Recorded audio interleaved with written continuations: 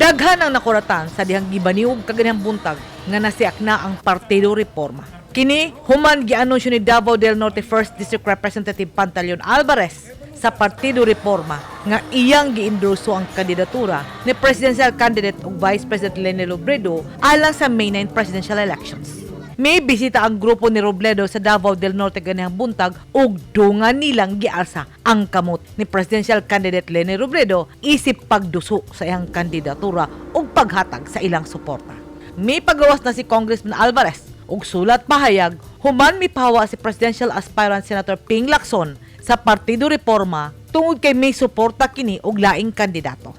Sa iyang sulat pahayag gisaysay ni Alvarez nga ang ilang mga lideres nang hinaot nga musalmot sa usa ka lig-on nga panawagan ug usa ka bug-at nga desisyon ang ilang gikinahanglan. Sakit kuno sa ilang dughan apan nangusog kuno ang membro sa Partido Reforma nga suportahan ang laing kandidato gawas sa una nilang gipili.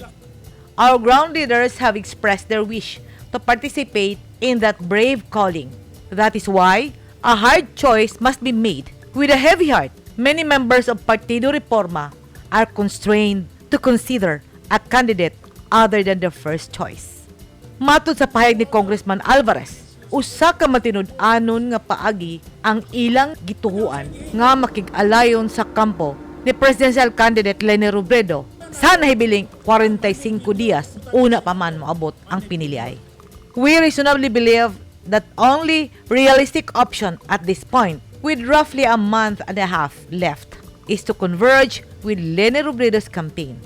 Bisan pa man sa ilang paghawa sa kampo ni Lacson, gihulagway ni Congressman Alvarez nga usa ka kwalipikadong kandidato pagka-presidente si Lacson. Apan, ang kamatuoran nga ilang nakita sa mga komunidad mawi ilang basihan sa ilang desisyon. Sa iyang press conference sa General Santos City, gipadayag ni presidential candidate Ping Lacson nga magpadayon siya sa iyang kampanya isip independent candidate.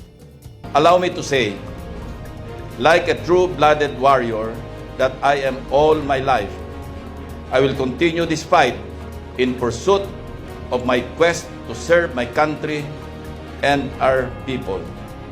As your Chief Executive, if God and the Filipino people will it, come May 9, 2022. Magkakasama pa rin tayo sa laban na ito.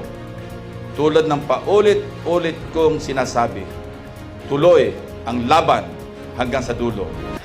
Una niini, tamis ang panagkuyog ni Lacson o grupo ni Alvarez sa Reforma, apan kaganina na otro ang tanan. Sa laing bahin, giendorso na sa grupo ni Energy Secretary Alfonso Cusi sa PDP laban ang kandidatura ni kanhi Senador Bongbong Marcos nga midagan karon pagka-presidente. Apan sa iyang media briefing, gisaysay ni acting presidential spokesperson Martin Andanar nga ang pag-endorso ni Cusi kang Marcos walay labot sa personal nga desisyon ni Pangulong Rodrigo Duterte. Nga hangtod karon wala pa'y giendorso kung 15 ang manok pagka-presidente. Ang ngayon atong hinumduman nga isip mga botante nga ang atong katungod nga mo pili kinsa ang magdala sa panggamhanan sa atong nasud, atong katungod o kung unsa man ang atong desisyon, kini mao ang tinuod nga desisyon nga nagikan sa atong kasing-kasing. Edit Kaduay, News 9 Philippines. Stay safe!